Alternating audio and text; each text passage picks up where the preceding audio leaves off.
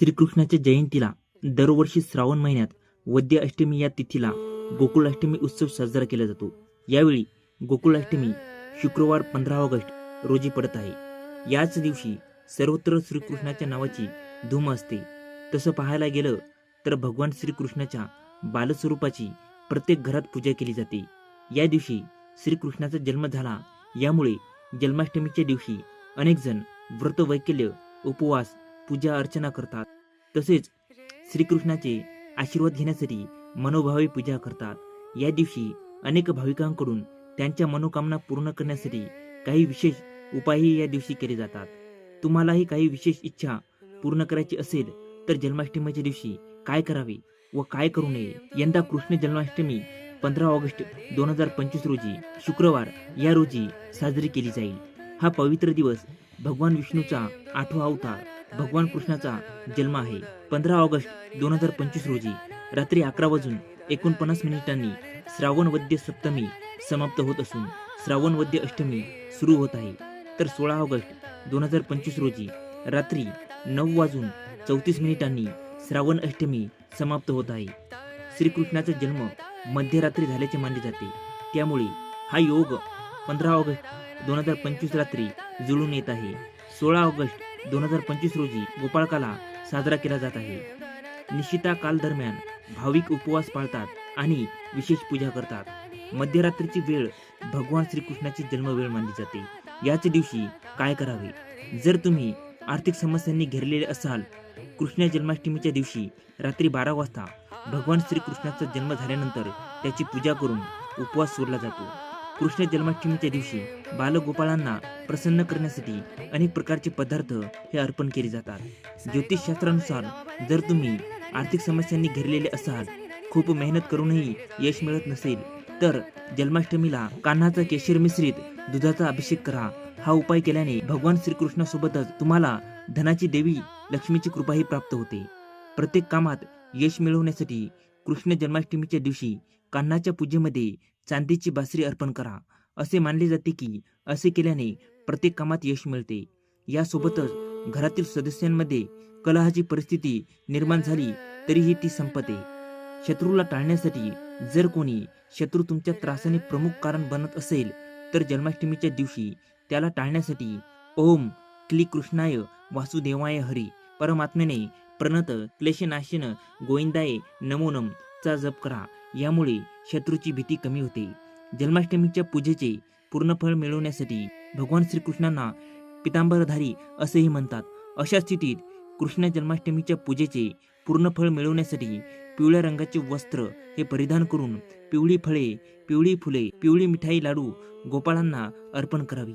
संपत्ती वाढवण्यासाठी जर तुम्हाला मेहनत करूनही तुम्ही पात्र असलेले फळ मिळत नसेल, तर घरातील आर्थिक संकट दिवसेंदिवस अधिकच गडद होत असेल, तर गोकुळाष्टमीच्या दिवशी पूजेच्या वेळी श्रीकृष्णाच्या मूर्तीजवळ 5 मोरपीस ठेवा आणि कृष्णासह त्यांची पूजा करा। यानंतर त्यांना 21 दिवस पूजास्थळी ते ठेवा आणि पूजा करत राहा। 21व्या दिवशी पूजा केल्यानंतर त्यांना घरात ज्या ठिकाणी पैसे ठेवले जातात त्या ठिकाणी ठेवा। आशीर्वाद मिळतील आणि अशा नवीन संधी ह्या उपलब्ध होतील, ज्यामुळे पैशाचे संकट दूर होईल। पती पत्नीचे भांडण संपेल। जर तुमच्या वैवाहिक जीवनात कोणत्याही प्रकारची समस्या असेल किंवा पती पत्नींमध्ये भांडणे होत असतील, तर जन्माष्टमीच्या दिवशी तुमच्या बेडरूममध्ये पूर्व किंवा उत्तर दिशेला भिंतीवर 2 मोर पंख एकत्र ठेवा। यामुळे विवाहित जीवनाशी संबंधित समस्या संपतील आणि नातेसंबंधात गोडवा येईल। वास्तुदोष दूर करण्यासाठी असे मानले जाते की सर्व देवी देवता मोरपिसात निवासा करतात, त्यामुळे तुमच्या घरात वास्तूशी संबंधित काही समस्या असल्यास गोकुळाष्टमीच्या दिवशी मोराची पिसे घरी आणा। पूजेनंतर ती पूर्व दिशेला ठेवावी। त्या घरात ठेवल्याने वास्तुदोष हा दूर होतो।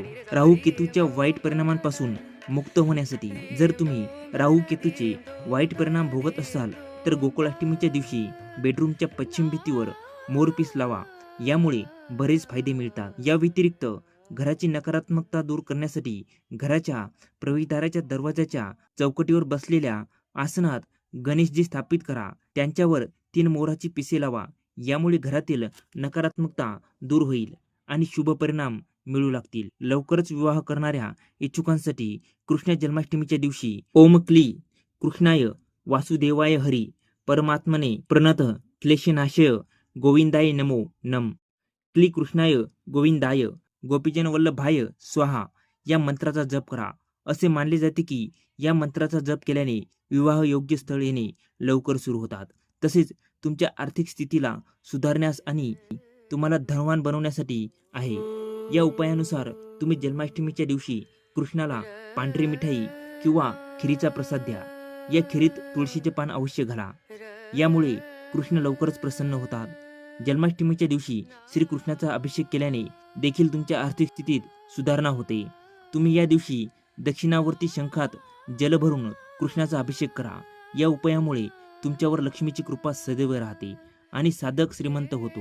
जन्माष्टमीच्या दिवशी कृष्णाला प्रसन्न करण्यासाठी आता जो उपाय आम्ही तुम्हाला सांगत आहे तो पूर्ण भक्ती भावाने केला तर त्याचं नक्कीच फळ मिळते. या उपायानुसार जन्माष्टमीच्या दिवशी सकाळी लवकर उठून स्नानादी करून कुठल्याही कृष्णाच्या मंदिरात जाऊन तेथे तुळशीच्या माळेने पुढे सांगण्यात येत असणाऱ्या मंत्राचे 11 माळ जप करावे.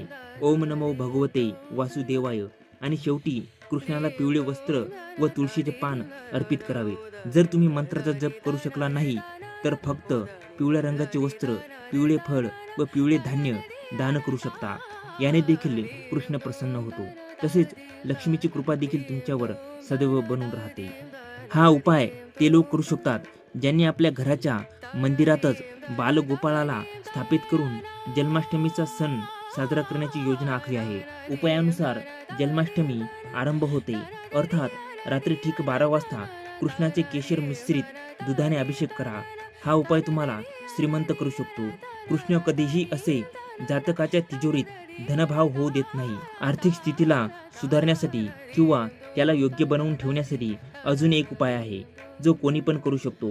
त्यानुसार जन्माष्टमीच्या दिवशी कृष्णाची पूजा करताना मनापासून प्रार्थना करा आणि कृष्णाला रुपये अर्पित करा. पूजा संपल्यानंतर हे रुपये आपल्या पर्समध्ये ठेवा. याने तुमचा खिसा कधीही रिकामा राहणार नाही. शेवटचा उपाय या प्रकारे आहे.